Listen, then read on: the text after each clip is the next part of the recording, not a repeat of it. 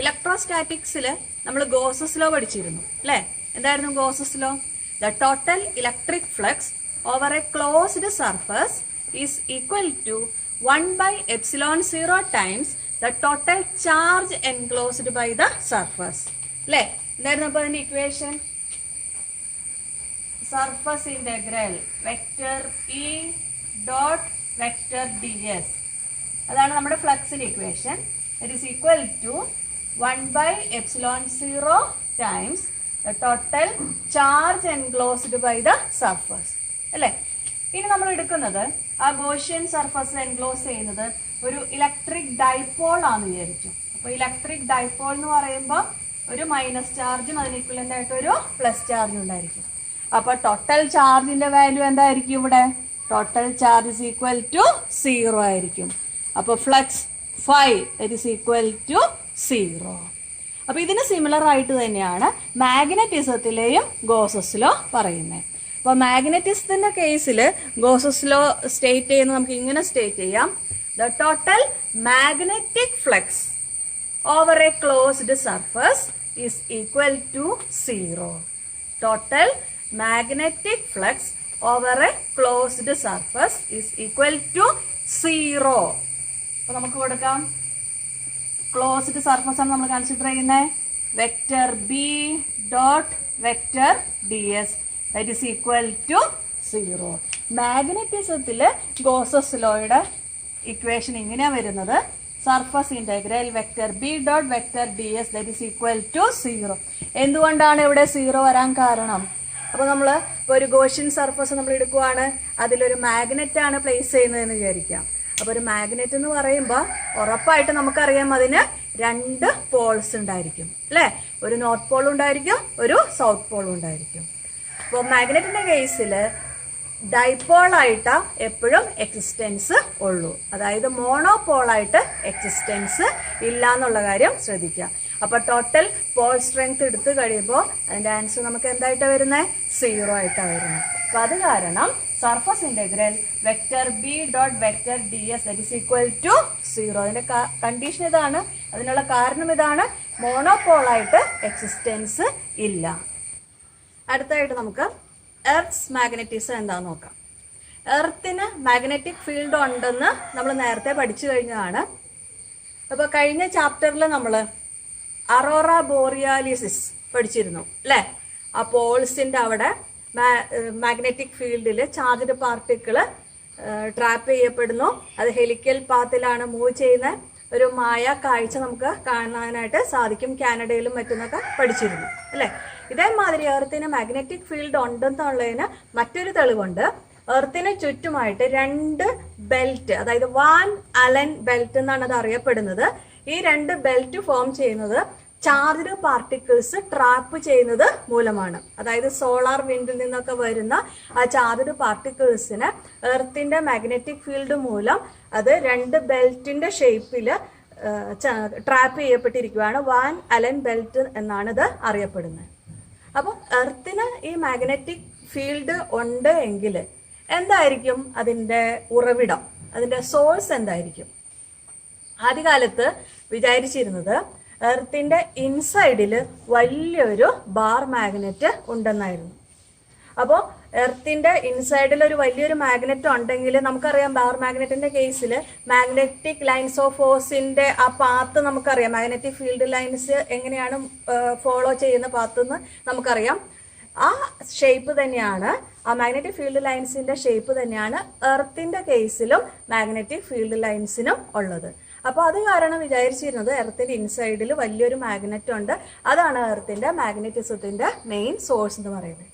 പക്ഷേ ഒരു മാഗ്നറ്റിനെ ചൂടാക്കി കഴിഞ്ഞാൽ അതിന്റെ മാഗ്നറ്റിക് പ്രോപ്പർട്ടി നഷ്ടപ്പെട്ടു പോകുമെന്ന് നമുക്കറിയാം. അപ്പോൾ ഒന്ന് ആലോചിച്ച്, എർത്തിന്റെ ഇൻസൈഡ് എന്ന് പറയുന്നത് ആ കോറ് ഹൈ ടെമ്പറേച്ചറിലാണ്. നമ്മൾ ചെറിയ ക്ലാസ് മുതലേ പഠിച്ചിട്ടുണ്ട് അല്ലേ? അപ്പോൾ ഹൈ ടെമ്പറേച്ചർ ആണ് ഉള്ളതെങ്കിൽ ഈ എർത്തിന്റെ ഇന്റീരിയറിൽ ഇരിക്കുന്ന ആ മാഗ്നറ്റിന്റെ മാഗ്നറ്റിക് പ്രോപ്പർട്ടി നഷ്ടപ്പെട്ടു പോകും ഇല്ലേ? അപ്പോൾ അങ്ങനെ ഒരു ചിന്ത ഇവിടെ നമുക്ക് കറക്റ്റായിട്ട് യൂസ് ചെയ്യാനായിട്ട് പറ്റില്ല. അപ്പോൾ എർത്തിന്റെ ഇൻസൈഡിൽ വലിയൊരു ബാർ മാഗ്നറ്റ് ഇല്ല എന്ന് നമുക്ക് വിചാരിക്കാം. പിന്നെ എന്തായിരിക്കും എർത്തിന്റെ മാഗ്നറ്റിസത്തിന് കാരണം? നമ്മൾ പറഞ്ഞു എർത്തിന്റെ ഇൻസൈഡിൽ കോറിൽ ഹൈ ടെമ്പറേച്ചർ ആണുള്ളത്. അപ്പോൾ അവിടെ നമ്മുടെ മെറ്റൽസ് ഒക്കെ ഇപ്പോൾ അയൺ, നിക്കൽ, കൊബാൾട്ട്, ഈ മെറ്റൽസ് ഒക്കെ ഏതവസ്ഥയിലായിരിക്കുന്നത്? മോൾട്ടൺ സ്റ്റേറ്റിലായിരിക്കുന്നത്, ഉരുകിയ അവസ്ഥയിലായിരിക്കുന്നത്. അപ്പോൾ എർത്ത് ഇങ്ങനെ സ്പിൻ ചെയ്തുകൊണ്ടിരിക്കുമ്പോൾ ഈ ഇൻസൈഡിൽ ഇന്റീരിയർ കോറിലുള്ള ഈ മോൾട്ടൺ സ്റ്റേറ്റിലുള്ള മെറ്റാലിക് സബ്സ്റ്റൻസ് എർത്തിനോടൊപ്പം തന്നെ എന്ത് ചെയ്യുന്നു? സ്പിൻ ചെയ്തു. അപ്പോൾ ഈ ഫ്ലൂയിഡ് ആയിട്ടിരിക്കുന്ന മെറ്റാലിക് സ്റ്റേറ്റിലിരിക്കുന്ന മോൾട്ടൺ സബ്സ്റ്റൻസ് ആയ അയൺ, നിക്കൽ ഇതൊക്കെ ഇങ്ങനെ സർക്കുലേറ്റ് ചെയ്യാം. അപ്പോൾ അങ്ങനെ ഉണ്ടാവുന്ന കൺവെക്ഷൻ കറന്റ് മൂലമാണ് എർത്തിന് മാഗ്നറ്റിസം കിട്ടുന്നത്.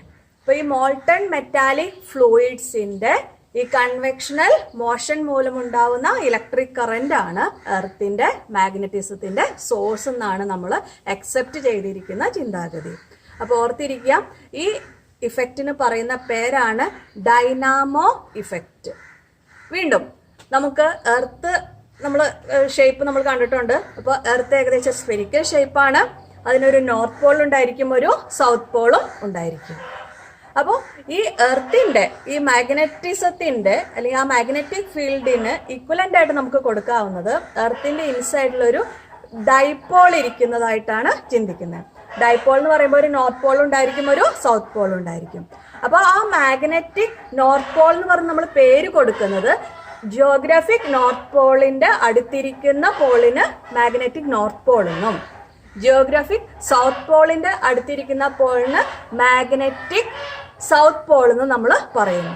അപ്പൊ ഈ ഫിഗറിലേക്ക് ഒന്ന് നോക്കുക. ഇതാണ് നമ്മുടെ എർത്ത്. എർത്തിന്റെ ജിയോഗ്രാഫിക് നോർത്ത് പോൾ ആണിത്, എർത്തിന്റെ ജിയോഗ്രാഫിക് സൗത്ത് പോൾ ആണിത്, നമുക്കറിയാം അല്ലെ. ഇതാണ് അതിന്റെ ആക്സിസ്. ഈ ആക്സിസിനെ കേന്ദ്രീകരിച്ചാണ് എർത്ത് ഇങ്ങനെ സ്പിൻ ചെയ്തുകൊണ്ടിരിക്കുന്നത്, അല്ലെങ്കിൽ ഇങ്ങനെ റൊട്ടേറ്റ് ചെയ്തുകൊണ്ടിരിക്കുന്നത്. അപ്പൊ ഈ ആക്സിസിന് നമുക്ക് പേര് കൊടുക്കാം ആക്സിസ് ഓഫ് റൊട്ടേഷൻ. ദെൻ ആ മാഗ്നറ്റിക് ഡൈപോൾ, ഇപ്പൊ നമ്മൾ പറഞ്ഞ മാഗ്നറ്റിക് ഡൈപോൾ, അതായത് ജിയോഗ്രാഫിക് നോർത്ത് പോളിന്റെ അടുത്തിരിക്കുന്ന ആ പോളിന് നമ്മൾ മാഗ്നറ്റിക് നോർത്ത് പോൾ എന്ന് പറയുന്നു. ജിയോഗ്രാഫിക് സൗത്ത് പോളിന്റെ അടുത്തിരിക്കുന്ന പോളിന് മാഗ്നറ്റിക് സൗത്ത് പോൾ എന്ന് പറയുന്നു. അതിന്റെ ആക്സിസ്, അതിന് പറയുന്ന പേരാണ് മാഗ്നറ്റിക് ആക്സിസ്. ഇവിടെ വേറൊരു കാര്യം കൂടി ശ്രദ്ധിക്കുക, നോക്കിക്കേ. ഈ ആക്സിസ് ഓഫ് റൊട്ടേഷനും അതേമാതിരി മാഗ്നറ്റിക് ആക്സിസും കോയിൻസൈഡ് ചെയ്യുന്നില്ല. അപ്പോൾ അവർ തമ്മിൽ ഒരു സ്മോൾ ആംഗിൾ ഉണ്ട്, വളരെ ചെറിയൊരു ആംഗിൾ ആണ്. ആംഗിളിന്റെ വാല്യൂ കൂടി ഒന്ന് ഓർത്തിരിക്കുക, 11.3 ഡിഗ്രി ആണത്. മാഗ്നറ്റിക് ആക്സിസും ജിയോഗ്രഫിക് ആക്സിസ് അല്ലെങ്കിൽ ആക്സിസ് ഓഫ് റൊട്ടേഷനും തമ്മിലുണ്ടാക്കുന്ന ആംഗിളാണ് 11.3 ഡിഗ്രി. വീണ്ടും ഒരു കാര്യം കൂടി നമുക്ക് ഫിഗറിൽ നിന്ന് മനസ്സിലാവും. ഇതാണ് നമ്മുടെ ജിയോഗ്രഫിക് ഇക്വേറ്റർ, നമ്മൾ പറയുന്ന ഇക്വേറ്റർ. സിമിലർലി ഇതായിരിക്കും നമ്മുടെ മാഗ്നറ്റിക് ഇക്വേറ്റർ. വീണ്ടും ഒരു കാര്യം ശ്രദ്ധിക്കുക, ഇപ്പൊ നമ്മൾ കൺഫ്യൂഷൻ ഉണ്ടാക്കുന്ന കാര്യമാണ് ആ മാഗ്നറ്റിക് നോർത്ത് പോളും മാഗ്നറ്റിക് സൗത്ത് പോളും. അപ്പൊ അത് ഇത്രേ ഉള്ളൂ. ആ നോർത്തേൺ ഹെമിസ്ഫിയറിലുള്ള പോളാണ് ജസ്റ്റ് പേര് കൊടുക്കുന്നുള്ളൂ, മാഗ്നറ്റിക് നോർത്ത് പോളും. സദേൺ ഹെമിസ്ഫിയറിലുള്ളത് മാഗ്നറ്റിക് സൗത്ത് പോളും. പക്ഷെ കൃത്യമായിട്ട് പറയുവാണെങ്കിൽ നോർത്തേൺ ഹെമിസ്ഫിയറിലുള്ളത് ആ ഡൈപോളിന്റെ എന്താണ് സൗത്ത് പോൾ ആണ്. സദേൺ ഹെമിസ്ഫിയറിലുള്ളത് കൃത്യമായിട്ട് പറഞ്ഞാൽ അതൊരു നോർത്ത് പോള് ആയിരിക്കും. അപ്പോൾ ഈ ഫിഗറിലേക്ക് ഒന്ന് നോക്കുക. അപ്പോൾ ആ ഫിഗറിൽ കാണുന്ന അനുസരിച്ച് കണ്ടോ, അതാണ് സൗത്ത് പോള്, താഴെ പോർഷനിൽ സദേൺ ഹെമിസ്ഫിയറിൽ ഇരിക്കുന്നതാണ് നോർത്ത് പോള്. അപ്പോൾ അത് നമുക്ക് മനസ്സിലാവുന്നത് ആ മാഗ്നറ്റിക് ഫീൽഡ് ലൈൻസിന്റെ പാത്ത് ഒന്ന് നോക്കുക. കേട്ടോ, അവിടെ നോർത്തേൺ സൈഡിൽ നോക്കിക്കേ, ഇൻസൈഡിലേക്കാണ് ഫീൽഡ് ലൈൻസ് വരുന്നത്. സദേൺ ഹെമിസ്ഫിയറിന് അവിടേക്ക് നോക്കൂ, ഫീൽഡ് ലൈൻസ് ഔട്ട്വേർഡ് ഡിറക്ഷനിലാണ് പോകുന്നത്. അപ്പൊ അതിൽ നിന്ന് മനസ്സിലാക്കണം കൃത്യമായിട്ട് പോൾസ് ഏതൊക്കെയാണ്. നമ്മൾ പേര് just magnetic north and magnetic south poles കൊടുത്തിട്ടുള്ളൂ, പക്ഷെ പോൾസ് രണ്ടും ഓപ്പോസിറ്റ് ആയിട്ട് വരുന്ന കാര്യം ശ്രദ്ധിച്ചേക്കാം. വീണ്ടും അടുത്ത ഫിഗറിലേക്ക് നോക്കിക്കഴിഞ്ഞാൽ ഇത് തന്നെ നമുക്ക് കൃത്യമായിട്ട് മനസ്സിലാവും. ആ മാഗ്നറ്റിക് ഫീൽഡ് ലൈൻസ് കൃത്യമായിട്ട് എൻറ്റർ ചെയ്യുന്നതും പിന്നെ പുറത്തേക്ക് വരുന്നതും. വീണ്ടും ഒരു കാര്യം ശ്രദ്ധിക്കുക, നമ്മൾ ഒരു കോമ്പസ് നീഡിലിനെ ഇപ്പൊ നമ്മൾ എന്തിനാ യൂസ് ചെയ്യുന്ന കോമ്പസ് നീഡിലിനെ? മാഗ്നറ്റിക് നോർത്ത് പോളിനെയാണ് അത് എപ്പോഴും ഡിറക്റ്റ് ചെയ്യുന്നത്. നോർത്ത് സീക്കിംഗ് ഡിവൈസ് ആണ് ശരിക്കും ഏത് നമ്മുടെ കോമ്പസ് നീഡിൽ. അപ്പൊ ഈ കോമ്പസ് നീഡില് ജിയോഗ്രാഫിക് നോർത്ത് പോളിൽ പ്ലേസ് ചെയ്ത് വെച്ചാൽ അത് ഏത് ഡിറക്ഷൻ കാണിക്കും? ഒന്ന് ചിന്തിച്ചേ. കോമ്പസ് നീഡിലിന് ഹൊറിസോണ്ടൽ പ്ലെയിനിലാണ് മൂവ് ചെയ്യാനായിട്ട്, റൊട്ടേറ്റ് ചെയ്യാനായിട്ട് പറ്റുള്ളൂ അല്ലെ. നോർത്ത് പോളില് ഉറപ്പായിട്ടും മാഗ്നറ്റിക് ഫീൽഡ് ലൈൻസ് എങ്ങനെയാ വരുന്നത്? പെർപെൻഡിക്കുലർ ആയിട്ടാ വരുന്നത് അല്ലെ. അപ്പൊ ആ പെർപെൻഡിക്കുലർ ആയിട്ട് ഒന്നുമില്ലെങ്കിൽ ഇൻ ടു ദ സർഫസിലേക്ക് വരും, അല്ലെങ്കിൽ ഔട്ട്വേർഡ് ദ സർഫസ് ആയിരിക്കും മാഗ്നറ്റിക് ഫീൽഡ് ലൈൻസ് ആക്ട് ചെയ്യുന്നത്. അപ്പൊ ഈ കോമ്പസ് നീഡിലിന് ഹൊറിസോണ്ടൽ പ്ലെയിനിൽ മാത്രം റൊട്ടേറ്റ് ചെയ്യാനായിട്ട് പറ്റുള്ളൂ. അപ്പൊ അവിടെ പോൾസില് horizontal components of magnetic field ഇല്ലാത്ത കാരണം ഈ കോമ്പസ് നീഡിൽ എനി ഡിറക്ഷൻ കാണിക്കും. ഓർത്തേക്ക, പോൾസിൽ ഒരു കോമ്പസ് നീഡിൽ വെക്കുവാണെങ്കിൽ അത് ഏത് ഡിറക്ഷൻ വേണമെങ്കിലും കാണിക്കാം. അപ്പോ നമുക്ക് വേണ്ടത് ഒരു ഡിപ്പ് നീഡിലാണ്. കൃത്യമായിട്ട് ഡിറക്ഷൻ കണ്ടുപിടിക്കാനായിട്ട് ഡിപ്പ് നീഡിലാണ് ഉപയോഗിക്കേണ്ടത്. ഈ ഡിപ്പ് നീഡിൽ എന്ന് പറയുന്നതും ഒരു കോമ്പസ് നീഡിൽ തന്നെയാണ്. എർത്തിന്റെ മാഗ്നറ്റിക് ഫീൽഡിന് വെർട്ടിക്കലായിട്ട്, പെർപെൻഡിക്കുലർ ആയിട്ട് മൂവ് ചെയ്യാൻ പറ്റുന്ന രീതിയിൽ, റൊട്ടേറ്റ് ചെയ്യാൻ പറ്റുന്ന രീതിയിലുള്ള ഒരു ഡിവൈസാണ് ഡിപ്പ് നീഡിൽ. അപ്പോൾ നോർത്ത് പോളില് ഡിപ്പ് നീഡിൽ വെക്കുവാണെങ്കിൽ ആ നീഡിൽ കൃത്യമായിട്ട് എവിടേക്കായിരിക്കും ഡയറക്റ്റ് ചെയ്യുന്നത്? ഡൗൺവേർഡ് ഡിറക്ഷനിലായിരിക്കും അത് കാണിക്കുന്നത്. കാരണം ഉറപ്പായിട്ട് നമുക്കറിയാം ആ മാഗ്നറ്റിക് നോർത്ത് പോൾ എന്ന് പറയുന്നത് ശരിക്കും സദേൺ ഹെമിസ്ഫിയറിന്റെ അവിടെയാണ് അല്ലെ. അപ്പോൾ കൃത്യമായിട്ട് താഴേക്ക് ആ നീഡിൽ ഡയറക്റ്റ് ചെയ്യുന്നതായിട്ട് കാണാനായിട്ട് സാധിക്കും. വീണ്ടും വേറൊരു കാര്യം കൂടി മനസ്സിലേക്ക് ഇരുത്തുക.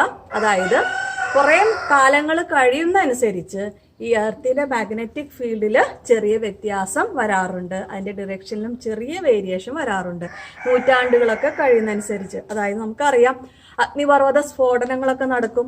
അങ്ങനെ അഗ്നിപർവ്വത സ്ഫോടനത്തിന്റെ സമയത്ത് പുറത്തേക്ക് വരുന്ന ആ പദാർത്ഥം, അതായത് ഇരുമ്പ് ഉൾപ്പെടുന്ന പദാർത്ഥമാണ് ബസാൾട്ട് എന്നറിയപ്പെടുന്നത്.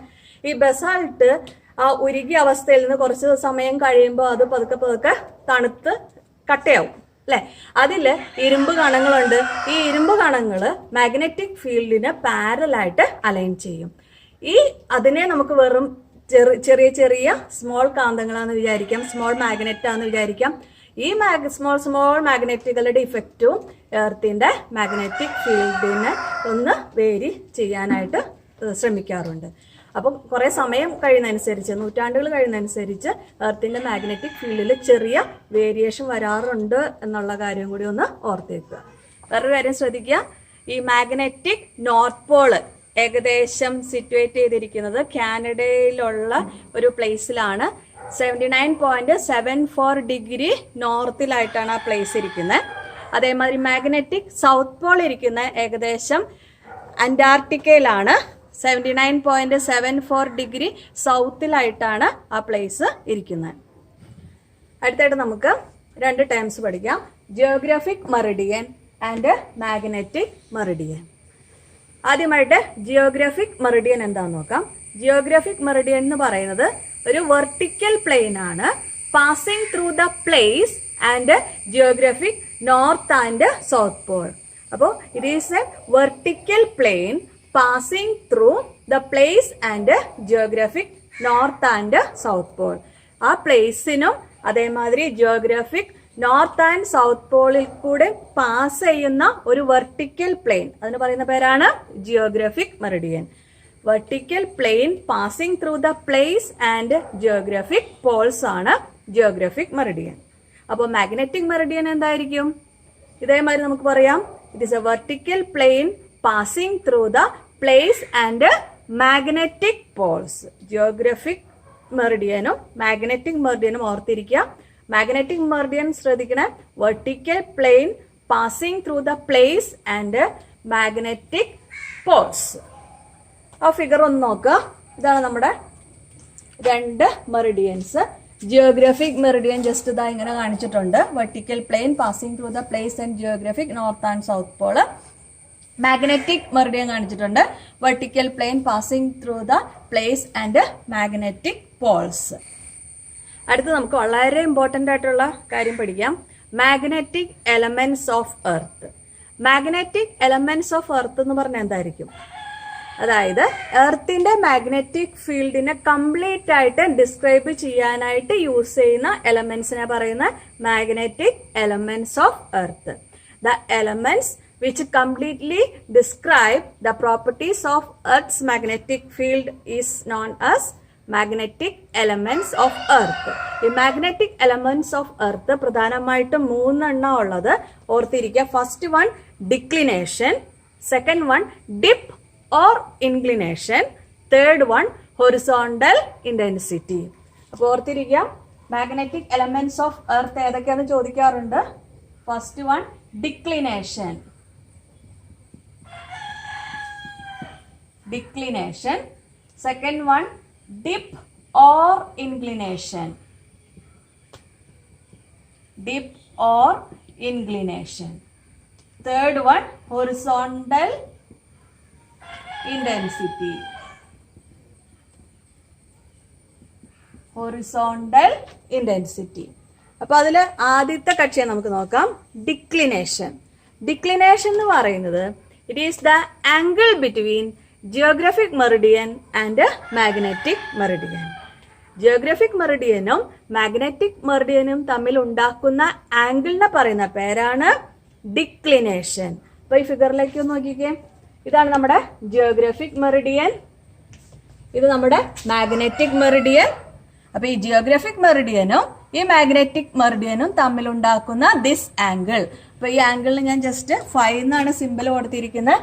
ഈ ആംഗിളിനെ പറയുന്ന പേരാണ് ഡിക്ലിനേഷൻ. ഓർത്തിരിക്കുക, ഡിക്ലിനേഷൻ എന്ന് പറയുന്നത് ജിയോഗ്രഫിക് മെറിഡിയനും ഈ മാഗ്നറ്റിക് മെറിഡിയനും തമ്മിലുണ്ടാക്കുന്ന ആംഗിൾ.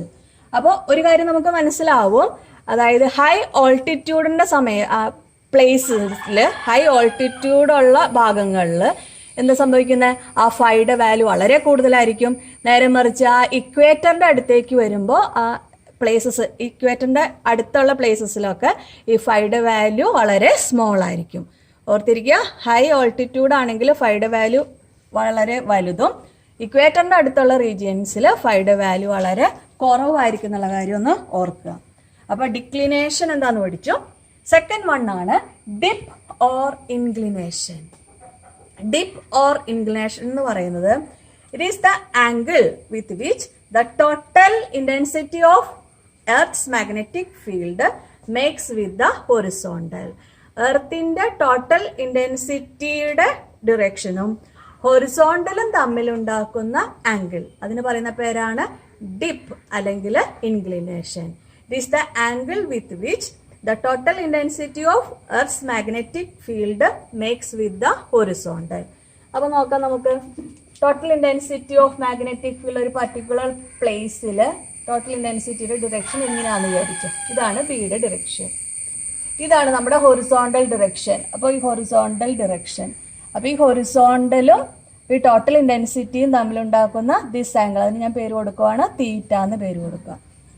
അപ്പോൾ ഈ ആംഗിൾ തീറ്റ, ഇതിനാണ് നമ്മൾ പറയുന്നത് എന്ത്, ഡിപ്പ് അല്ലെങ്കിൽ ഇൻക്ലിനേഷൻ.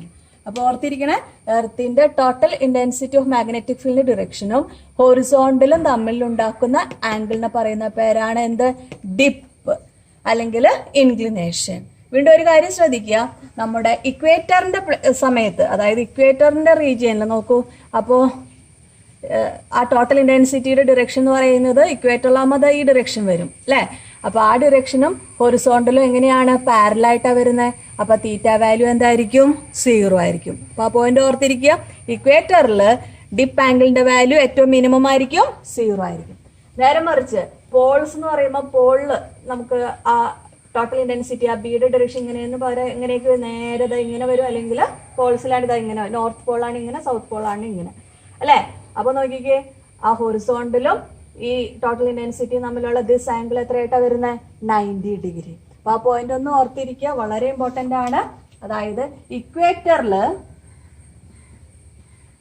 ഇക്വേറ്ററില് ഡിപ്പിന്റെ വാല്യൂ എത്രയായിരിക്കും, മിനിമം ആയിരിക്കും, 0 ആയിരിക്കും. പോൾസിലാണെങ്കിൽ ഡിപ്പിന്റെ വാല്യൂ മാക്സിമം ആയിരിക്കും, അത് എത്രയാണ്, 90 ഡിഗ്രി ആയിരിക്കും. ആ കാര്യം ഒന്ന് ഓർത്തിരിക്കുക. അപ്പോൾ രണ്ടാമത്തെ കേസും കഴിഞ്ഞു. മൂന്നാമത്തെ ആളാണ് എന്ത്, ഹൊറിസോണ്ടൽ ഇന്റൻസിറ്റി.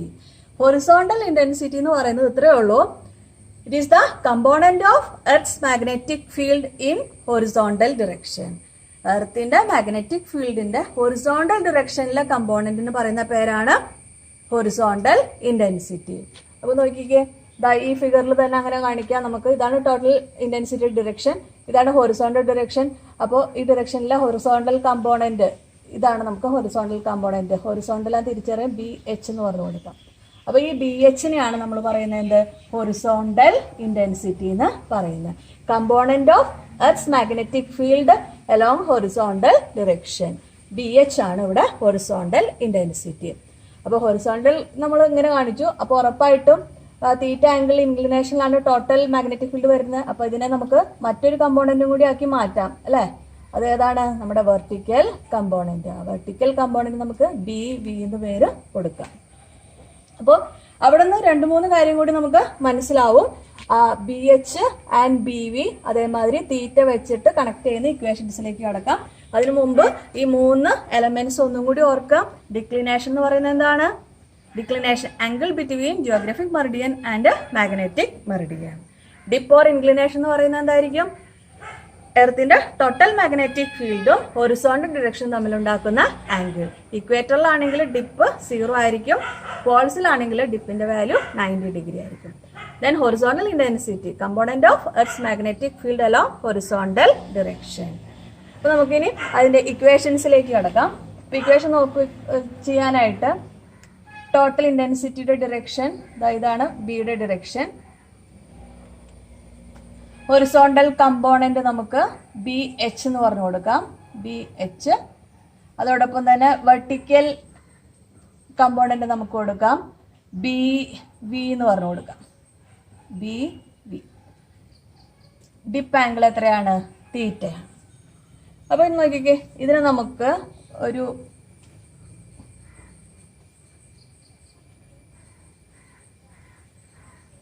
OPQR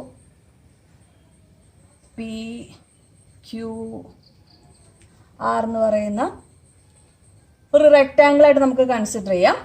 ഇതിൻ്റെ OPB എന്ന് പറയുന്ന ഈ റൈറ്റ് ആംഗിൾഡ് ട്രയാംഗിൾ നമ്മൾ കൺസിഡർ ചെയ്യുമ്പോൾ OPB എന്ന് പറയുന്ന റൈറ്റ് ആംഗിൾഡ് ട്രയാംഗിൾ. അപ്പോൾ നോക്കിക്കേ, അതിൻ്റെ ഹൈപ്പോട്ടന്യൂസ് ആണ് ഈ OB എന്ന് പറയുന്നത്. അതാണ് total intensity, that is total intensity B എന്ന് പറയുന്നത് അല്ലേ. അപ്പോൾ 2 കമ്പോണൻസ് ആയിട്ട് നമ്മൾ സ്പ്ലിറ്റ് ചെയ്ത് ഈ സൈഡാണ് നമ്മുടെ BH എന്ന് പറയുന്നത്, ഈ സൈഡ് എന്ന് പറയുന്നത് എന്ത് തന്നെയാണ്, BV തന്നെയാണ് ആണല്ലോ. അപ്പോൾ നമുക്ക് ഈ റൈറ്റ് ആംഗിൾ ട്രയാംഗിളിൽ നിന്ന് മനസ്സിലാവുന്ന കാര്യങ്ങൾ എന്ന് പറയുന്നത്, from triangle OPQ sine theta എന്തായിരിക്കും, opposite side by hypotenuse, that is BV by hypotenuse എത്രയാണ്, B ആണ്. അതിൽ നിന്ന് നമുക്ക് കൊടുക്കാം vertical component BV, that is equal to B into sine theta. ഓർത്തിരിക്കാം. സിമിലർലി കോസ് തീറ്റ എന്തായിരിക്കും, cos theta adjacent side by hypotenuse. Adjacent സൈഡാണ് നമ്മുടെ BH ബൈ B. അതിൽ നിന്ന് നമുക്ക് കിട്ടും BH, that is equal to B cos theta. 2 equations ഓർത്തിരിക്കുക, നമുക്ക് പ്രോബ്ലത്തിന് യൂസ്ഫുൾ ആണ്. BV vertical component BV, that is equal to B sin തീറ്റയും horizontal component BH, that is equal to B cos theta. പിടിയില്ലോ. വീണ്ടും ഈ ഇക്വേഷൻസിനെ നമുക്കൊന്ന് റേഷ്യോ എടുത്ത് നോക്കാം. അതായത് ഇത് equation 1, equation 2. Equation 1 by equation 2 എന്തായിരിക്കും നോക്കിക്കേ, BV by BH, that is equal to B sine theta by B cos theta. അത് ഞാൻ ആദ്യം എഴുതുവാണ്. അതായത് B sine theta by B cos theta, that is equal to BV by BH. B cut ചെയ്തു പോയി. Sine theta by cos theta ആരാ, tan തീറ്റ.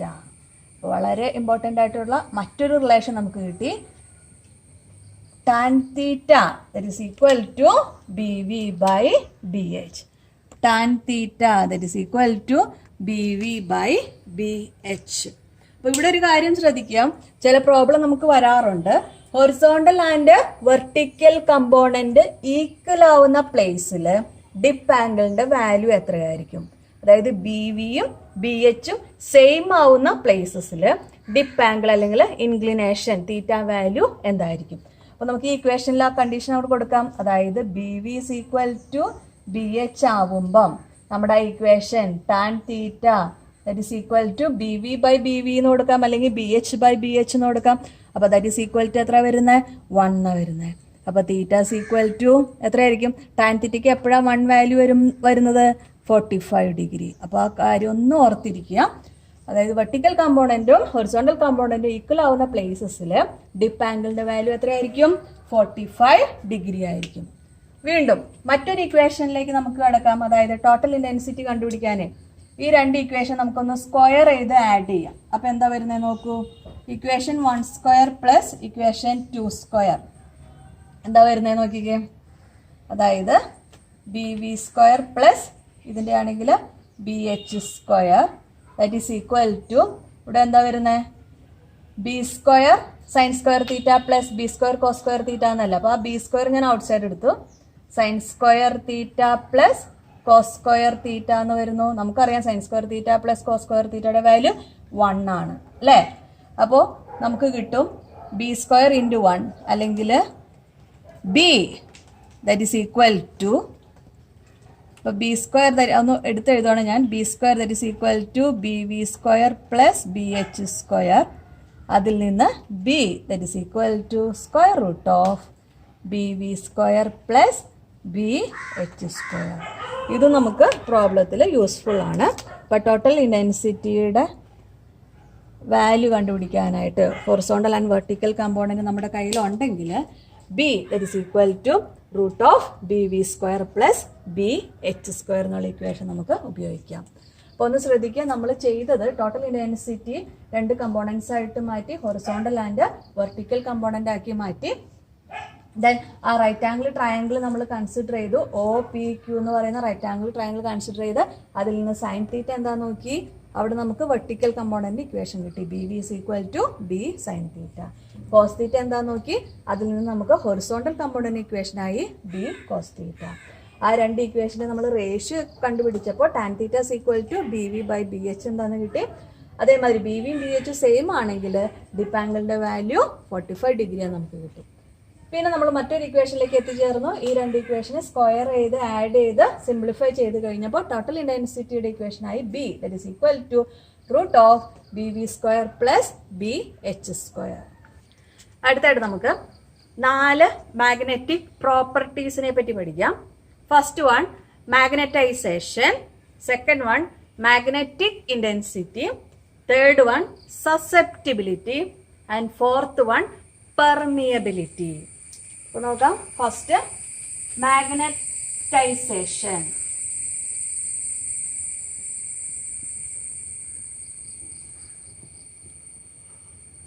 Magnetisation അതിൻ്റെ സിമ്പലാണ് capital letter M. Second one magnetic intensity.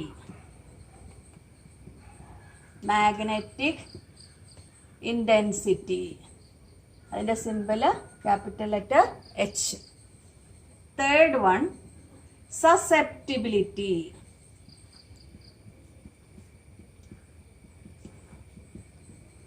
Susceptibility അതിൻ്റെ symbol കൈ. കൈന്ന് കൊടുക്കാറുണ്ട്, സൈന്നും കൊടുക്കാറുണ്ട്. Then fourth one permeability.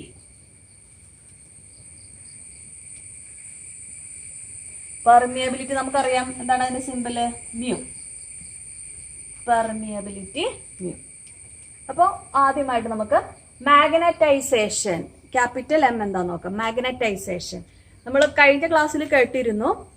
അതായത് ഒരു മെറ്റീരിയലിന് മാഗ്നറ്റിക് പ്രോപ്പർട്ടി കിട്ടുന്നത് എങ്ങനെയാന്ന് പറഞ്ഞാൽ നമ്മുടെ മോഡേൺ ഇലക്ട്രോൺ തിയറി അനുസരിച്ച് ഇലക്ട്രോൺസിന്റെ 2 രീതിയിലുള്ള മോഷൻ മൂലം, അതായത് സ്പിൻ മൂവ്മെന്റ് മൂലം spin magnetic momentum orbital motion മൂലം ഓർബിറ്റൽ മാഗ്നറ്റിക് മൊമെന്റും കിട്ടും. ഇതിന്റെ രണ്ടിന്റെയും സമ്മാണ് റിസൾട്ടന്റ് മാഗ്നറ്റിക് മൊമെന്റ് എന്ന് പറയുന്നത്. അപ്പോൾ magnetic moment per unit volume. അതിനെയാണ് പറയുന്നത് magnetisation. Magnetisation is defined as the magnetic moment per unit volume. അപ്പൊ എന്തായിരിക്കും അതിന്റെ equation? M that is equal to magnetic മൊമെന്റിന്റെ സിമ്പൽ എന്താ? സ്മോൾ m ആണ്. അപ്പൊ m by v. അപ്പൊ മാഗ്നറ്റിക് മൊമെന്റ് പെർ വോളിയം അതിനെയാണ് പറയുന്നത് മാഗ്നറ്റൈസേഷൻ. അപ്പൊ എന്തായിരിക്കും ഇതിന്റെ യൂണിറ്റ്? മാഗ്നറ്റൈസേഷന്റെ യൂണിറ്റ് എന്തായിരിക്കും? മൊമെന്റിന്റെ യൂണിറ്റ് എന്താ നമുക്കറിയാം. എന്താണ് മൊമെന്റിന്റെ യൂണിറ്റ്? Ampere metre square. വോളിയത്തിന്റെ യൂണിറ്റ് എന്താ? Metre cube. അപ്പൊ ഒരു മീറ്റർ സ്ക്വയർ കട്ട് ചെയ്തു പോകും അല്ലേ? അപ്പൊ നമുക്ക് എന്ത് കിട്ടി യൂണിറ്റ്? ആംപിയർ പെർ മീറ്റർ, അല്ലെങ്കിൽ ആംപിയർ മീറ്റർ റേസ് ടു -1 ഓർത്തിരിക്കാം. അപ്പോൾ മാഗ്നറ്റൈസേഷൻ എന്താന്ന് പഠിച്ചു, മൊമെന്റ് പെർ വോളിയം. അടുത്തത് മാഗ്നറ്റിക് ഇന്റൻസിറ്റി. മാഗ്നറ്റിക് ഇന്റൻസിറ്റി എന്ന് പറഞ്ഞാൽ വളരെ എളുപ്പമായിട്ട് പറയുവാണെങ്കിൽ it is the ability of a magnetic field to magnetise a material medium. Magnetic ഫീൽഡിന് ഒരു മെറ്റീരിയലിന് മാഗ്നറ്റൈസ് ചെയ്യാനുള്ള കഴിവുണ്ട്. ആ എബിലിറ്റിയെ നമ്മൾ പറയുന്ന എന്താ? Magnetic intensity. The ability of a magnetic field to magnetise a material medium. ഒന്ന് ശ്രദ്ധിക്കാൻ, നമ്മൾ കഴിഞ്ഞ ക്ലാസ്സിൽ കേട്ടിരുന്നു സോളിനോയിഡ്സിന്റെ കേസിൽ എയർ കോർഡ് സോളിനോയിഡ് ആണെങ്കിൽ മാഗ്നറ്റിക് ഇന്റൻസിറ്റിയുടെ ഇക്വേഷൻ എന്തായിരുന്നു? എയർ കോർഡ് സോളിനോയിഡ് ആണെങ്കിൽ മാഗ്നറ്റിക് ഇന്റൻസിറ്റിയുടെ equation B that is equal to μ0 n I എന്നായിരുന്നു ഇക്വേഷൻ അല്ലേ? എയർ കോർഡാന്ന് തിരിച്ചറിയാൻ ഞാൻ ഇവിടെ B0 എന്നും പറഞ്ഞ് കൊടുത്തേക്കുക. അപ്പൊ B0 that is equal to μ0 n into I. ഈ സ്മോൾ n into I, ഈ n into I ആണ് നമ്മുടെ മാഗ്നറ്റിക് ഇന്റൻസിറ്റി എന്ന് പറയുന്നത്. അപ്പൊ മാഗ്നറ്റിക് ഇന്റൻസിറ്റിയുടെ ഇക്വേഷൻ ഓർത്തിരിക്കുക, H that is equal to small n into I. Magnetic intensity H that is equal to small n into I. Small n എന്ന് പറയുന്നത് എന്താണ്? Number of turns per unit length. I എന്ന് പറയുന്നത് current ആണ് നമുക്കറിയാം. വളരെ simple ആയിട്ടുള്ള equation H equals NI. എന്തായിരിക്കും അപ്പൊ അതിന്റെ യൂണിറ്റ്? ആംപിയർ അല്ലെ? കറന്റിന്റെ യൂണിറ്റ് ആംപിയർ ആണ്. n സ്മോൾ എന്നിന്റെ യൂണിറ്റ് എന്തായിരിക്കും? Number of turns per unit length എന്നാണ്. അപ്പൊ പെർ മീറ്റർ, അതായത് മീറ്റർ റേസ് ടു -1 ആണ് ഇതിന്റെ യൂണിറ്റ്. അപ്പൊ നമുക്ക് എങ്ങനെ എഴുതാം? ആംപിയർ പെർ മീറ്റർ അല്ലെങ്കിൽ ആംപിയർ മീറ്റർ റേസ് ടു -1. ഓർത്തിരിക്കുക, മാഗ്നറ്റൈസേഷനും മാഗ്നറ്റിക് ഇന്റൻസിറ്റിക്കും സെയിം യൂണിറ്റ് ആണെന്നുള്ള കാര്യം ഓർക്കുക, ആംപിയർ പെർ മീറ്റർ. അപ്പോൾ H equals n into I. ഈ രീതിയിൽ നമുക്ക് ഇതിവിടെ നമ്മുടെ ആ ഇക്വേഷന് ഒന്ന് മാറ്റി കൊടുക്കാം. എങ്ങനെയാ മാറ്റി കൊടുക്കാവുന്ന? n into I എന്ന് പറയുന്നത് H അല്ലേ? അപ്പോൾ B0 that is equal to μ0 into H എന്ന് പറഞ്ഞു കൊടുക്കാം. അപ്പോൾ അങ്ങനെയും നമുക്ക് റെപ്രസെന്റ് ചെയ്യാന്നുള്ള കാര്യം ഓർക്കാം. B0 that is equal to μ0 into H. അപ്പോൾ വേണമെങ്കിൽ മാഗ്നറ്റിക് ഇന്റൻസിറ്റിക്ക് നമുക്ക് വേറൊരു ഡെഫിനിഷനും കൂടിയും കൊടുക്കാം. Magnetic intensity is defined as the number of ampere turns per unit length of a solenoid to produce a magnetic field B0 in it. The number of ampere turns per unit length of a solenoid to produce a magnetic field B0 in it. അങ്ങനെ നമുക്ക് magnetic ഇന്റൻസിറ്റിയെ define ചെയ്യാം. അടുത്തതായിട്ട് നമുക്ക് പഠിക്കാനുള്ളതാണ് susceptibility. Susceptibility എന്ന് പറഞ്ഞു കഴിഞ്ഞാൽ നമുക്ക് എളുപ്പത്തിൽ ഇങ്ങനെ കൊടുക്കാം. It is the ease with which a magnetic material can be magnetized. The ease with which a magnetic material can be magnetized. അതായത് ചില മെറ്റീരിയൽസിന് നമുക്ക് എളുപ്പത്തിൽ മാഗ്നറ്റൈസ് ചെയ്യാനായിട്ട് പറ്റും. ഇപ്പം അയൺ അല്ലെങ്കിൽ നിക്കൽ മാതിരിയുള്ള മെറ്റീരിയൽസിന് പെട്ടെന്ന് മാഗ്നറ്റൈസ് ചെയ്യാനായിട്ട് പറ്റും. നേരെ മറിച്ച് ഇപ്പോൾ അലുമിനിയം മാതിരിയുള്ള മെറ്റീരിയൽസിനെയൊക്കെ മാഗ്നറ്റൈസ് ചെയ്യാനായിട്ട് കുറച്ച് പാടുണ്ട്. ആ ഈസിനെസ്സിനെ പറയുന്നത് എന്ത്? സസെപ്റ്റിബിലിറ്റി. അല്ലെങ്കിൽ വേറൊരു രീതി പറഞ്ഞു കഴിഞ്ഞാൽ susceptibility is the ratio between magnetisation and magnetic intensity. അങ്ങനെയാണെങ്കിൽ നമുക്ക് ഇക്വേഷൻ ഇങ്ങനെ കൊടുക്കാം. Susceptibility Psi that is equal to മാഗ്നറ്റൈസേഷന്റെയും മാഗ്നറ്റിക് ഇന്റൻസിറ്റിയുടെയും റേഷ്യോ M/H. അപ്പോൾ നമുക്ക് സസെപ്റ്റിബിലിറ്റിക്ക് കൈ that is equal to m/h എന്നുള്ള ഇക്വേഷൻ ഓർത്തിരിക്കാം. അപ്പോൾ എന്തായിരിക്കും അതിൻ്റെ യൂണിറ്റ് നോക്കിക്കേ. നമ്മൾ നേരത്തെ പറഞ്ഞു മാഗ്നറ്റൈസേഷൻ യൂണിറ്റ് എന്താ? Ampere per metre. മാഗ്നറ്റിക് ഇൻറ്റൻസിറ്റിയുടെ യൂണിറ്റ് എന്താ? അതും ആംപിയർ പെർ മീറ്റർ. അപ്പോൾ ampere per metre by ampere per metre cut ചെയ്ത് പോയി അല്ലേ? അപ്പോൾ ഓർത്തിരിക്കുക, സസെപ്റ്റിബിലിറ്റിക്ക് എന്താ? യൂണിറ്റ് ഇല്ല.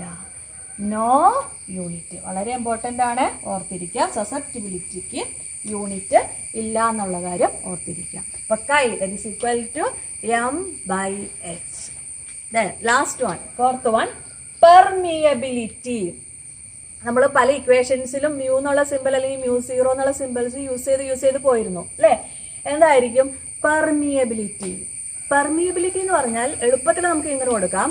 It is the degree to which a magnetic field can penetrate a material medium. The degree to which a magnetic field can penetrate a material medium. Magnetic ഫീൽഡിന് ഒരു material മീഡിയത്തിൽ കൂടെ തുളഞ്ഞു കയറി പോകാനുള്ള കഴിവുണ്ട്. അപ്പോൾ അത് എന്തുമാത്രം ഡിസ്റ്റൻസ് ആണ് ഓരോ മീഡിയത്തിൽ കൂടെ പെനിട്രേറ്റ് ചെയ്ത് പോകുന്നത്, അതിനാണ് പറയുന്നത് എന്ത്? പെർമിയബിലിറ്റി. പെർമിയബിലിറ്റി. അല്ലെങ്കിൽ നമുക്ക് പെർമിയബിലിറ്റിക്ക് മറ്റൊരു ഡെഫിനിഷൻ കൊടുക്കാം. It is the ratio between magnetic field and magnetic intensity. അപ്പോൾ നമുക്ക് കൊടുക്കാം equation mu that is equal to magnetic field എന്താണ്? ബി ഡിവൈഡഡ് ബൈ മാഗ്നറ്റിക് ഇൻറ്റൻസിറ്റിക്ക് എന്താ കൊടുക്കുന്നത്? എച്ച്. അപ്പോൾ mu that is equal to b/h. അപ്പോൾ നമുക്ക് പെർമിയബിലിറ്റിക്ക് ഇക്വേഷനായി mu that is equal to b/h. അപ്പോൾ എന്തായിരിക്കും അതിൻ്റെ യൂണിറ്റ്? മാഗ്നറ്റിക് ഫീൽഡിൻ്റെ യൂണിറ്റ് എന്താ? ടെസ്ല ആണല്ലോ. ബൈ നമ്മുടെ മാഗ്നറ്റിക് ഇൻറ്റൻസിറ്റിയുടെ യൂണിറ്റ് എന്താ? Ampere per metre. അപ്പോൾ ആ മീറ്റർ മുകളിലേക്ക് വന്നു. അപ്പോൾ എന്തായിരിക്കും നമുക്ക് കിട്ടുന്നത്? Tesla metre per ampere.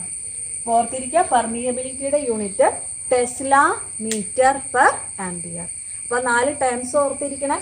Magnetisation, magnetic moment per volume, capital M that is equal to small m/v, unit ampere per metre. Magnetic intensity H that is equal to small n into I, unit ampere per metre. Susceptibility എന്താണ്? എമ്മിന്റെ എച്ചിന്റെയും ratio ആണ് susceptibility. Chi that is equal to m/h, unit ഇല്ല, ഓർക്കാം. Then permeability mu, ബിയുടെയും എച്ചിന്റെയും ratio ആണ് permeability. Mu that is equal to b/h, അതിന്റെ unit tesla metre per ampere. അടുത്തായിട്ട് നമുക്ക് ഈ പെർമിയബിലിറ്റിയെയും സസെപ്റ്റിബിലിറ്റിയെയും ഒന്ന് റിലേറ്റ് ചെയ്യാനായിട്ട് നോക്കാം. റിലേഷൻ ബിറ്റ്വീൻ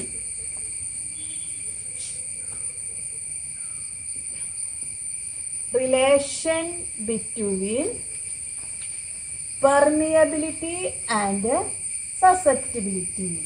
പെർമിയബിലിറ്റിയെ സസെപ്റ്റിബിലിറ്റിയെ നമുക്കൊന്ന് റിലേറ്റ് ചെയ്യാൻ നോക്കാം.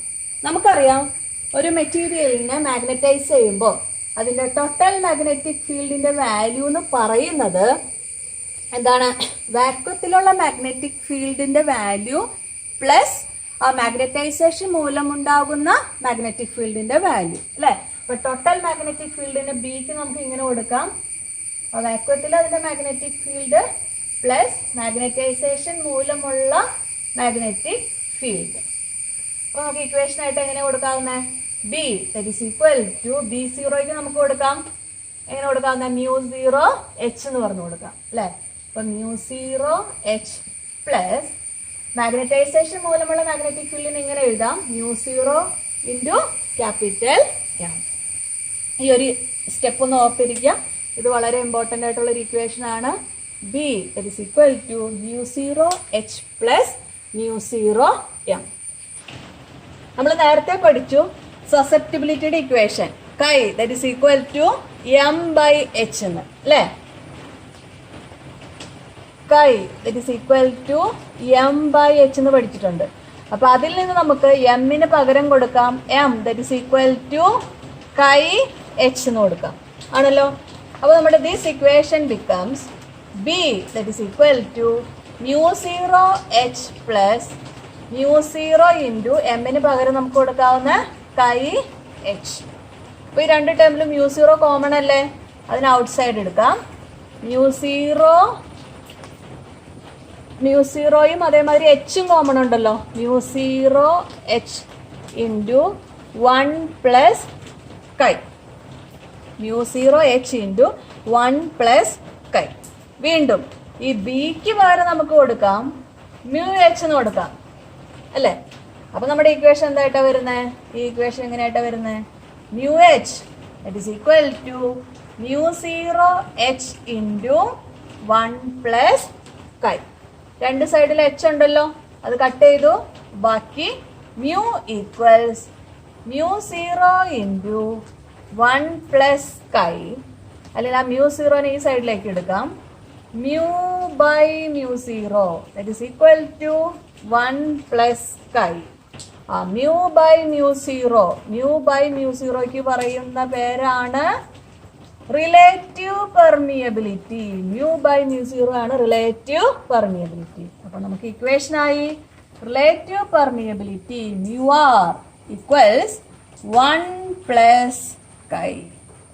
അപ്പോൾ വളരെ ഇമ്പോർട്ടൻ്റ് ആയിട്ടുള്ള ഇക്വേഷൻ ആണ്, ഓർത്തിരിക്കണേ. μr that is equal to 1 plus chi. അപ്പോൾ റിലേറ്റീവ് പെർമിയബിലിറ്റി കണ്ടുപിടിക്കാനായിട്ട് സസെപ്റ്റിബിലിറ്റി നമ്മുടെ കയ്യിൽ ഉണ്ടെങ്കിൽ ജസ്റ്റ് ഒരു 1 ആഡ് ചെയ്താൽ മതി. μr that is equal to 1 plus കൈ. ഓർക്കുക, ചെയ്തത് ശ്രദ്ധിക്കണേ. ടോട്ടൽ മാഗ്നറ്റിക് ഫീൽഡ് എന്താന്ന് നോക്കി, B0 പ്ലസ് BM. മാഗ്നറ്റൈസേഷൻ മൂലമുള്ള മാഗ്നറ്റിക് ഫീൽഡ് ആണ് BM എന്ന് പറയുന്നത്. അതിന് നമുക്ക് വാല്യൂസ് കൊടുത്തു കഴിയുമ്പോൾ B equals μ0h plus μ0m നമുക്ക് കിട്ടി. നമ്മൾ പഠിച്ചു സസെപ്റ്റിബിലിറ്റി എന്ന് പറയുന്നത് M/H ആണ്. അതിൽ നിന്ന് M എന്താന്ന് നോക്കി, കൈ എച്ച്. ആ വാല്യൂ സബ്സ്റ്റിറ്റ്യൂട്ട് ചെയ്തു. രണ്ട് ടേമിലും μ0h കോമൺ ആയത് തന്നെ ഔട്ട് സൈഡ് എടുത്തു. ദെൻ ബിക്ക് പകരം നമ്മൾ μh എന്ന് പറഞ്ഞു കൊടുത്തു. അപ്പോൾ രണ്ട് സൈഡിൽ എച്ച് കോമൺ ആണ്, അത് കളഞ്ഞു. മ്യൂ ഈക്വൽസ് μ0 ഇൻറ്റു 1 പ്ലസ് കൈ എന്ന് കിട്ടി. ആ μ0 ഈ സൈഡിലേക്ക് കൊണ്ടുവന്നു. ആ മ്യൂ ബൈ μ0 ആണ് റിലേറ്റീവ് പെർമിയബിലിറ്റി μr. അപ്പം μr that is equal to 1 plus കൈ. ഒരു പ്രോബ്ലം നോക്കാം. 5.10. A magnetic needle free to rotate in a vertical plane parallel to the magnetic meridian has its north tip pointing down at 22 degree with the horizontal. The horizontal component of Earth's field at the place is 0.35 Gauss. Calculate the magnitude of Earth's magnetic field at the place. അപ്പോൾ നമുക്ക് magnetic field ആണ് കണ്ടുപിടിക്കാനുള്ളത്. അതായത് B എന്താണ് കണ്ടുപിടിക്കാനുള്ളത്. നമുക്ക് തന്നിരിക്കുന്ന terms എന്തൊക്കെയാണ്? Horizontal ആയിട്ട് ഉണ്ടാക്കുന്ന ആംഗിൾ തന്നിട്ടുണ്ടല്ലോ, ദാറ്റ് ഈസ് ഡിപ്പ് ആംഗിൾ തന്നിട്ടുണ്ട്. തീറ്റ എത്ര തന്നിരിക്കുന്നത്? 22 degree. Then horizontal component of earth field അത് നമുക്ക് BH എന്ന് കൊടുക്കാം. BH that is equal to 0.35 gauss. Gauss എന്ന് പറയുമ്പോൾ എന്താണ്? CGS യൂണിറ്റ് ആണ്. 1 ഗോസ് എന്ന് പറയുന്നത് 10⁻⁻⁴ ടെസ്ല. അപ്പോൾ കൺവേർട്ട് ചെയ്യണമെങ്കിൽ കൺവേർട്ട് ചെയ്യാം. കൺവേർട്ട് ചെയ്തില്ല, അവസാന ആൻസർ ഗോസിൽ തന്നെ ആണെന്ന് വിചാരിച്ചാലും പ്രശ്നമില്ല. നമുക്ക് ഗോസിൽ തന്നെ ആൻസർ കിട്ടിക്കാൻ നോക്കാം. ഓക്കെ, ഞാൻ ഇപ്പോൾ കൺവേർട്ട് ചെയ്യണില്ല. കൺവേർട്ട് ചെയ്യുന്നവർക്ക് വേണമെങ്കിൽ ചെയ്തേക്കാം. 1 ഗോസ് എന്ന് പറയുന്നത് 10⁻⁻⁴ ടെസ്ല ആണെന്ന് ഓർത്ത് വെച്ചേക്കാം. അപ്പോൾ നമുക്ക് വേണ്ടത് ബി ആണ് കണ്ടുപിടിക്കാനുള്ളത്. അപ്പോൾ ബി കണ്ടുപിടിക്കാനായിട്ട് നമുക്ക് ഏത് റിലേഷൻ ഉപയോഗിക്കാം? ഹൊറിസോണ്ടൽ കമ്പോണന്റ് തന്ന സ്ഥിതിക്ക് ഹൊറിസോണ്ടൽ കമ്പോണന്റിന്റെ റിലേഷൻ നമുക്ക് അപ്ലൈ ചെയ്യാം. അതായത് BH that is equal to B cos theta. അതിൽ നിന്ന് B that is equal to എന്താ വരുന്നത്? BH by cos theta. B that is equal to BH by cos theta. നമുക്ക് വാല്യൂസ് കൊടുക്കാം. BH 0.35 divided by cos 22 degree. Solve ചെയ്യുമ്പോൾ നമുക്ക് കിട്ടുന്ന answer 0.378. ഞാൻ ഗോസിൽ തന്നെ ചെയ്തപ്പോൾ ആൻസറും ഗോസ് തന്നെ ആയിരിക്കും. 0.378 ഗോസ്. ഇന്ന് നമ്മൾ ഗോസസ് തിയറം ഇൻ മാഗ്നറ്റിസം പഠിച്ചു അല്ലേ? The total magnetic flux over a closed surface is equal to 0. എന്താണ് 0 വരാൻ കാരണം? മാഗ്നറ്റിക് മോണോപോളായിട്ട് എക്സിസ്റ്റൻസ് ഇല്ല. അതിനുശേഷം എർത്തിന്റെ മാഗ്നറ്റിസം പഠിച്ചു. എന്താണ് എർത്തിന്റെ മാഗ്നറ്റിക് ഫീൽഡിന്റെ സോഴ്സ് എന്താണ്? ഡൈനാമോ ഇഫക്റ്റ് അനുസരിച്ച് മോൾട്ടൺ ഫ്ലൂയിഡുകൾ കൺവെക്ഷൻ മോഷൻ മൂലമുണ്ടാകുന്ന സർക്കുലേറ്റിംഗ് കറന്റ് കാരണമാണ് എർത്തിന് മാഗ്നറ്റിക് ഫീൽഡ് ഉണ്ടാവുന്നതെന്ന് നമ്മൾ മനസ്സിലാക്കി. അതിനുശേഷം geographic meridian and magnetic meridian എന്താന്ന് നോക്കി. Vertical plane passing through the place and geographic poles ആണ് ജിയോഗ്രഫിക് മെറിഡിയൻ. മാഗ്നറ്റിക് മെറിഡിയൻ എന്ന് പറഞ്ഞാൽ vertical plane passing through the place and magnetic poles. Then വളരെ ഇമ്പോർട്ടൻ്റ് ആയിട്ടുള്ള എർത്ത് മാഗ്നറ്റിക് ഫീൽഡിന്റെ elements എന്തൊക്കെയാന്ന് നോക്കി. Declination, angle between geographic meridian and magnetic meridian. Dip or inclination, total intensity of earth magnetic ഫീൽഡും horizontal ഡിറക്ഷനും തമ്മിലുണ്ടാക്കുന്ന angle. അതിൻ്റെ values, important ആയിട്ടുള്ള വാല്യൂസ് എന്ന് ഓർത്തിരിക്കുക. ഇക്വേറ്ററിലാണെങ്കിൽ വാല്യൂ തീറ്റ വാല്യൂ 0യും പോൾസിലാണെങ്കിൽ ഡിപ്പ് വാല്യൂ എത്രയായിരിക്കും? മാക്സിമം 90 ഡിഗ്രി ആയിരിക്കും. Then horizontal intensity, component of earth magnetic field along horizontal direction, that is BH ആണ്. ദെൻ ഇവരെ തമ്മിൽ കണക്ട് ചെയ്യുന്ന റിലേഷൻസിലേക്ക് നമ്മൾ കടന്നു. അതായത് BH that is equal to B cos തീറ്റയും BV is equal to B sine തീറ്റയും. Then tan theta is equal to BV by BH എന്നുള്ള relation. Then B is equal to root of BV square plus BH square. Then 4 properties നമ്മൾ പഠിച്ചു. ഏതൊക്കെയാണ് 4 properties? First one magnetisation, capital M that is equal to M by V.